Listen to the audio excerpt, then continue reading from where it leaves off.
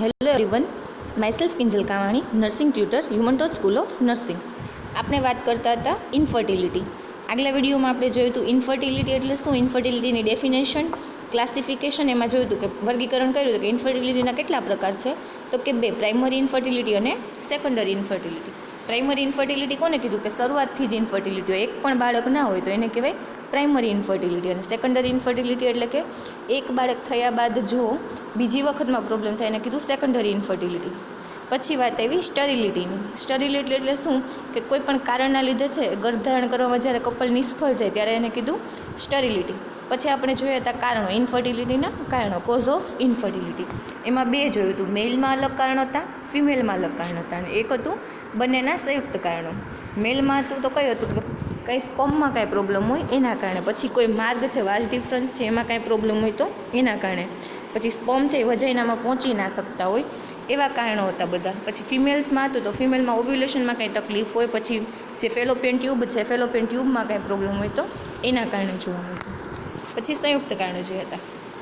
હવે એના પછી વાત આવશે ઇન્વેસ્ટિગેશન ફોર ઇન્ફર્ટિલિટી. હવે આજના લેક્ચરમાં આપણે વાત કરશું ઇન્વેસ્ટિગેશન ફોર ઇન્ફર્ટિલિટી એટલે કે ઇન્ફર્ટિલિટી માટેની તપાસો, પુરુષોમાં કરવાની થતી તપાસ. પુરુષોમાં ઇન્ફર્ટિલિટી છે તો કેટલી તપાસ કરવાની આવશે, તો પહેલું તો હિસ્ટ્રી લેવાની પેશન્ટની. હિસ્ટ્રીમાં શું પૂછવાનું આવશે, એની ઉંમર શું છે, વ્યવસાય, પછી મમ્સ થયા કે નાનું હોય બાળક. જોયું હતું કારણોમાં કે મમ્સના કારણે ઘણીવાર છે પ્રોબ્લેમ થતા હોય, તો મમ્સ કેવું કંઈ થયું છે કે નહીં નાનપણમાં એના માટે પૂછવાનું. મમ્સ મતલબ ગાલપચોડિયા. પછી ઈજા કે ઓપરેશન, ઘણીવાર કંઈ હર્નિયાના કે કંઈ ઓપરેશન કરાવેલા હોય તો એના માટે ઓપરેશન માટેનું પૂછવાનું. પછી એના ઈજા કે કંઈક ઓપરેશનમાં થયું હોય તો એના માટે. પછી કોઈ પણ જાતનો કંઈ રોગ હોય તો એના માટે. પછી બીજા લગ્ન છે કે બીજા બાળકો છે કે કેટલા બાળકો છે અગાઉ એના માટેનું પૂછવાનું. પછી જેનાઇટલ અવયવ્સ છે એમાં કાંઈ પ્રોબ્લેમ છે એના માટે તપાસ કરવાની. પછી પેનિસની સાઇઝ વગેરેની તપાસ કરવી. પછી આવશે લેબોરેટરી. આ વાત થઈ હિસ્ટ્રી લેવાની એટલે કે પેશન્ટને પૂછવાનું. પછી સેકન્ડ છે લેબોરેટરી ટેસ્ટ. લેબોરેટરી ટેસ્ટમાં કઈ કઈ વસ્તુની ટેસ્ટ કરવાની, પહેલું તો સિમેન્ટ ટેસ્ટ. સિમેન્ટ ટેસ્ટ માટે 0.5 mlથી 3 ml જેટલું સિમેન્ટ કલેક્ટ કરવાનું. એની અંદર સ્પર્મની સંખ્યા જોવાની. નોર્મલી સ્પર્મની સંખ્યા કેટલી, 20થી 100 મિલિયન પર ml જેટલી હોવી જોઈએ. એટલે કે પર mlમાં 20થી 100 મિલિયન જેટલા સ્પર્મ હોવા જોઈએ. વધુમાં વધુ 200 મિલિયન જેટલા સ્પર્મ પર ml હોય. મોટિલિટી એટલે કે સ્પર્મ છે એની ગતિશીલતા, કે કેટલી ઝડપથી છે સ્પર્મ જઈ શકે, તો કે ટોટલ જે મોટા જેટલા સ્પર્મ છે એના 20 મિલિયન કે એનાથી વધારે છે સ્પર્મ છે એ નોર્મલ હોવા જોઈએ. જે ટોટલ સ્પર્મ કાઉન્ટ છે એના 20 મિલિયન જેટલા સ્પર્મ છે એ નોર્મલ હોવા જોઈએ. પછી મોટેલિટી એટલે કે ગતિશીલતામાં જોયું કે નોર્મલ 70થી 80% જેટલા સ્પર્મ છે ટોટલ સ્પર્મમાંથી ગતિ કરતા હોવા જોઈએ. પછી છે મોર્ફોલોજી એટલે કે સ્ટ્રક્ચર. સ્પર્મનું જે સ્ટ્રક્ચર છે એ કેવું જોઈએ, સ્ટ્રક્ચર મતલબ કે દેખાવમાં જે આપણે જોયું હતું કે પૂંછડીનો ભાગ છે, આગળનો ભાગ છે, હેડનો, ટેલનો, એને માટે એની મોર્ફોલોજી કેવી જોઈએ કે નોર્મલ છે એ 50, જો ટોટલ સ્પર્મ છે ને 50થી 80% સ્પર્મ છે એ નોર્મલ હોવા જોઈએ, પરિપક્વ હોવા જોઈએ, કે જેના દ્વારા ફર્ટિલાઇઝેશનની પ્રોસેસ થઈ શકે. આટલી વસ્તુની સિમેન્ટ ટેસ્ટમાં તપાસ કરવાની. સેકન્ડ છે ટેસ્ટિસની બાયોપ્સી કરવી. જે ટેસ્ટિસ છે એની બાયોપ્સી કલેક્ટ કરવી એટલે કે ટેસ્ટિસના ટિશ્યુઝ છે એ કલેક્ટ કરીને એને સેમ્પલ માટે મોકલવાના. પછી વાસ ડિફરન્સ, વાઝોગ્રાફ કરવાનું એટલે કે જે વાઝ મતલબ જે સ્પર્મ કાઉન્ટ કરતી, જે સ્પર્મ કેરી કરતી જે નળી છે વાસ ડિફરન્સ એ બરાબર છે કે નહીં એના માટેની તપાસ કરવાની. મતલબ નળી બંધ થઈ ગઈ નથી કે નળીમાં કંઈ પ્રોબ્લેમ નથી કે એના માટેની તપાસ કરવાની. હવે સ્ત્રીમાં થતી તપાસ. આ વાત થઈ પુરુષોમાં. હવે છે સ્ત્રીમાં થતી ટેસ્ટ. સ્ત્રીમાં કઈ વસ્તુ, પહેલાં તો હિસ્ટ્રી લેવાની. શેના માટેની, કે ઉંમર કેટલી છે અને મેરેજનો કેટલો સમય થયો, પછી ઇન્ટરકોર્સ વખતે પેઇન થાય છે, કંઈ પ્રોબ્લેમ છે એના માટે પૂછવાનું. પછી ગર્ભ નિરોધકનો ઉપયોગ કઈ વસ્તુ કરે છે, કેવી રીતના ઉપયોગ કરે એના માટે પૂછવાનું. પછી બીજા લગ્ન છે કે એના માટેની હિસ્ટ્રી કલેક્ટ કરવાની. અગાઉ કંઈ એબોર્શનની હિસ્ટ્રી હોય, અગાઉ મિસકેરેજ થઈ ગયું હોય તો એના માટે પૂછવાનું. અને ડિસ્ચાર્જ, કોઈ પણ જાતના કંઈ વજાઇનલ ડિસ્ચાર્જ પ્રેઝન્ટ હોય તો એના માટેની હિસ્ટ્રી કલેક્ટ કરવાની. સેકન્ડ છે ઓવ્યુલેશનની તપાસ, કે ઓવ્યુલેશન છે એ નોર્મલી 14 દિવસે ઓવ્યુલેશન થતું હોય તો માસિક નિયમિત આવે છે કે નહીં એના માટેની હિસ્ટ્રી કલેક્ટ કરવાની.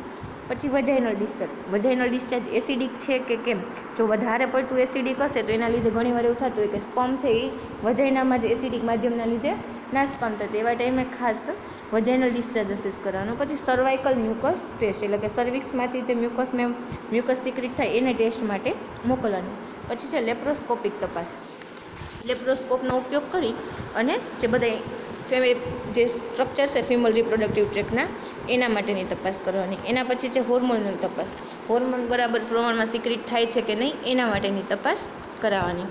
આ સિવાય આવશે રૂબિન ટેસ્ટ. તો રૂબિન ટેસ્ટ શું છે?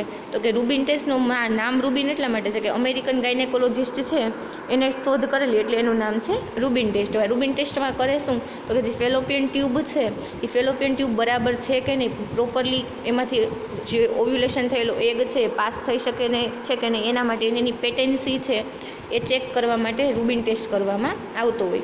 રૂબિન ટેસ્ટમાં કરે શું?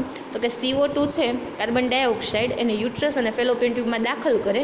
જો બરાબર આખી ડાયલેટ થઈને સરખું જોઈ શકે તો રૂબિન ટેસ્ટ છે નેગેટિવ કહેવાય, મતલબ કે ફેલોપિયન ટ્યુબ છે એ વ્યવસ્થિત છે. જો કંઈ ઓબ્સ્ટ્રક્શન કે બ્લોકેજ હશે, પેટેન્ટ નહીં હોય તો એને લીધે રૂબિન ટેસ્ટમાં આપણે આરામથી જોઈ શકવું. મતલબ ખબર પડી કે CO2 યુટ્રસમાં અને ફેલોપિયન ટ્યુબમાં દાખલ કરે ને ફેલોપિયન ટ્યુબની પેટેન્સી ચેક કરવા માટે રૂબિન ટેસ્ટ કરતા હોય. એના પછી છે હિસ્ટોસાલ્પિંગોગ્રાફી. હિસ્ટો મીન્સ યુટ્રસને લગતું, સાલ્પિંગો મીન્સ ફેલોપિયન ટ્યુબને લગતું. હવે હિસ્ટોસાલ્પિંગોગ્રાફી મતલબ કે રેડિયોલોજિકલ તપાસ કરે, મતલબ રેડિયો એક્સરે પાડી અને રેડિયોલોજિકલ તપાસ દ્વારા જે યુટ્રસનું સાઇઝ છે, ફેલોપિયન ટ્યુબની સાઇઝ છે, શેપ છે એ વ્યવસ્થિત છે કે નહીં એના માટેની તપાસ કરતા હોય છે એમાં હિસ્ટોસાલ્પિંગોગ્રાફીમાં. એના પછી છે કોઇટસ ટેસ્ટ. એમાં શું કરતા હોય? પોસ્ટ કોઇટલ ઇન્ટરકોસ્ટ પછી જે સિમેન્ટ છે એને કલેક્ટ કરતા હોય. પછી એને 8 કલાકની અંદર જ એ સર્વિક્સના અંદરના ભાગથી એન્ડોસર્વાઇકલ ટેસ્ટ કરવામાં આવતી હોય. એન્ડોસર્વાઇકલ ભાગમાંથી સેમ્પલ કલેક્ટ કરી અને એની તપાસ કરવામાં આવતી હોય છે. એને કહેવાય કોઇટસ ટેસ્ટ. આટલી ટેસ્ટ છે એ સ્ત્રીઓમાં કરવામાં આવતી હોય છે. આ જોઈએ આપણે ઇન્વેસ્ટિગેશન એટલે કે તપાસો. હવે એની સારવાર શું છે?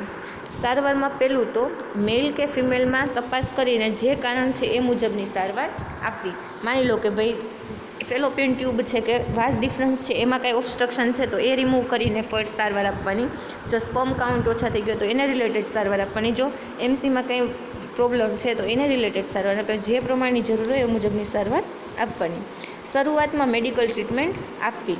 શરૂઆત બને ત્યાં સુધી જો દવાથી પ્રોબ્લેમ સોલ્વ થાય એમ હોય તો શરૂઆતમાં એને દવાથી જ ફક્ત ટ્રીટમેન્ટ આપ્યો ને ટ્રીટમેન્ટ ઇન્ફર્ટિલિટી છે એની સારવાર આપવી.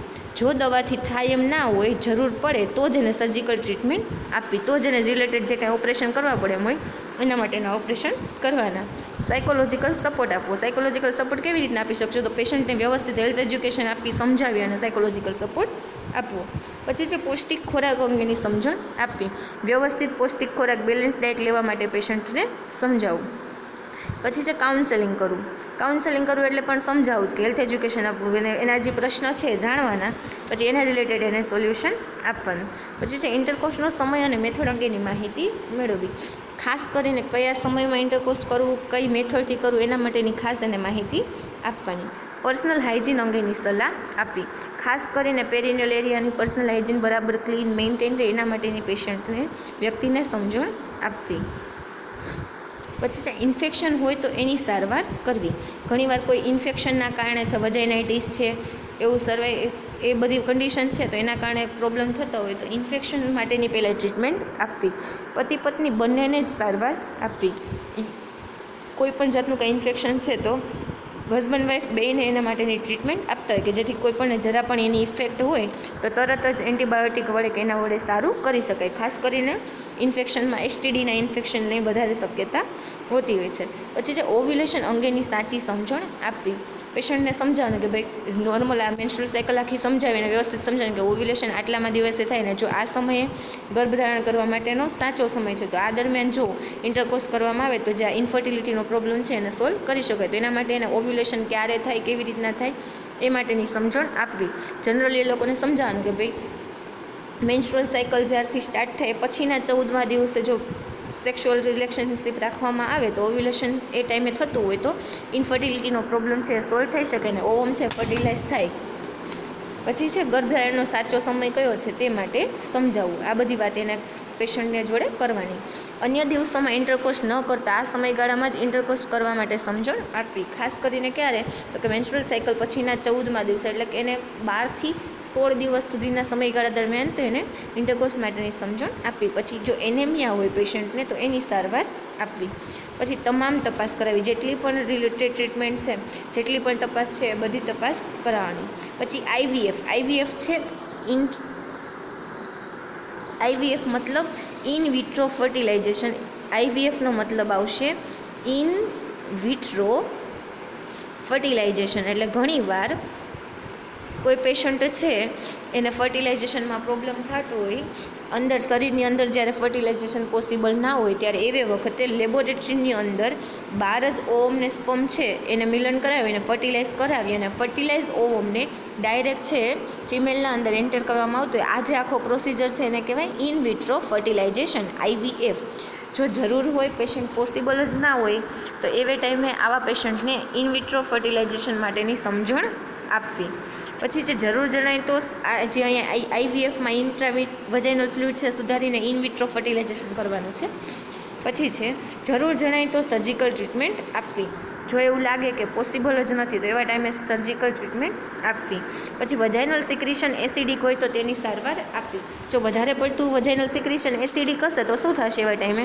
કે એસિડિક સિક્રેશનના કારણે જે સ્પર્મ છે એનો નાશ થશે, અને સ્પર્મ નાશ થશે એટલે જે નોર્મલી જે સ્પર્મ નાશ થશે એટલે મોટાઇલ નહીં, એના લીધે છે ફર્ટિલાઇઝેશનની પ્રોસેસ નહીં થાય. એટલે વધારે પડતું વજાઇનલ સિક્રેશન જ્યારે એસિડિક હોય તો એના માટેની સારવાર આપવી. પછી છે કે પતિ પત્નીના સહિયારા પ્રયાસ અને માનસિક સંતુલનથી જ આ કાર્ય શક્ય છે તેવી સમજણ આપવી. એટલે કે બેયના સપોર્ટથી અને સાથે રહેવાથી જ છે વ્યવસ્થિત રીતે આ કાર્ય છે પોસિબલ થાય એમ છે, તો એના માટે એને સમજાવવાનું. પછી છે કે ટાઇટ અંડરવેર ન પહેરવા માટેની સલાહ આપવી. પછી કોલ્ડ બાથ લેવાની સમજણ આપવી. વધારે પડતું હોટ બાથ લેતા હશે તો એવા ટાઈમે ઘણીવાર છે એ સ્પર્મનું કાઉન્ટ લોસ થવાની શક્યતા રહેતી હોય, તો એવા ટાઈમે ખાસ કોલ્ડ બાથ લેવાની પેશન્ટને સમજણ આપવી. પછી જનરલ હેલ્થ સુધારવી. જનરલ હેલ્થમાં કાંઈ પ્રોબ્લેમ હોય તો ખાસ એને જનરલ હેલ્થ સુધારવા માટેની સમજણ આપવી. અને લાસ્ટ છે ઓબેસિટી ઘટાડવી. મતલબ કે બહુ જાડું પેશન્ટ છે તો એવા ટાઈમે એને ઇન્ફર્ટિલિટીનો પ્રોબ્લેમ રહેતો હોય તો ખાસ એવા પેશન્ટને ઓબેસિટી ઘટાડવા માટેની સમજણ આપવી. આ વાત થઈ આપણી ઇન્ફર્ટિલિટીની. જોયું શું વસ્તુ?